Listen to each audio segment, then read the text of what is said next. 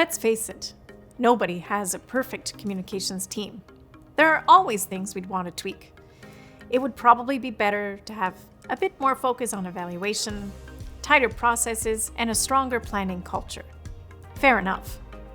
But at what point do these areas for improvement turn into something more significant and signal that the communications team is actually in trouble? Based on my experience working with hundreds of communications teams over the last 20 years, here are the telltale signs to watch for. The first one is when internal clients do an end run around the communications team and hire their own communications consultants.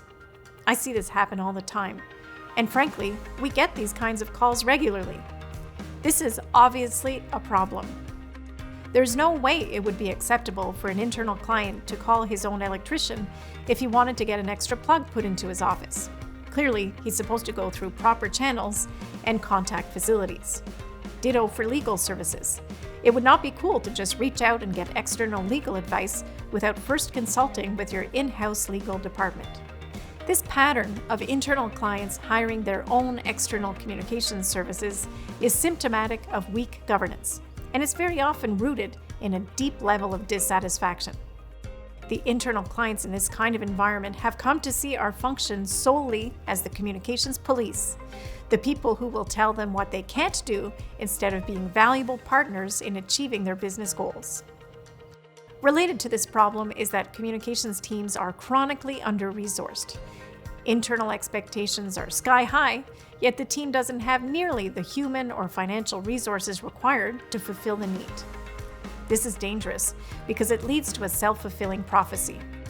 Since communications is under-resourced, the team is bound to be providing a mediocre level of service. Clients are left with the perception that the communications team's not that great, and as such, they don't call them into meetings or consult on major issues, which of course just serves to perpetuate the problem.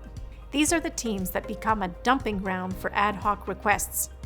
No one seems quite sure what's within scope for communications, so any random requirement involving words or making things look pretty gets shipped over to the communicators to deal with.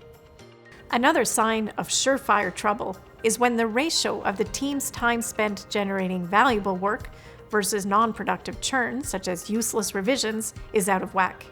I see teams who spend 30 to 50% of their time running their communications products through ridiculous approval systems that don't add any value.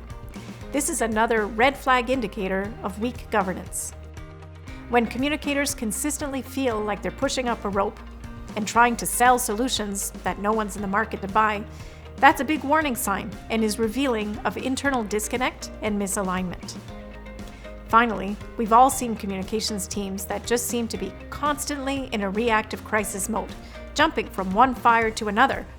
As the saying goes, people who spend most of their time putting out fires are often the arsonists.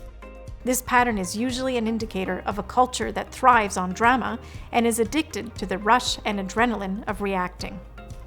So what do you do if you spot some or all of these signs of trouble? First off, you're already making progress by gaining insight on the specific challenges you're facing. That's much easier to deal with than just having a vague feeling that things aren't quite right. My suggestion is that you take a look at the Results Map Communications Director's Handbook.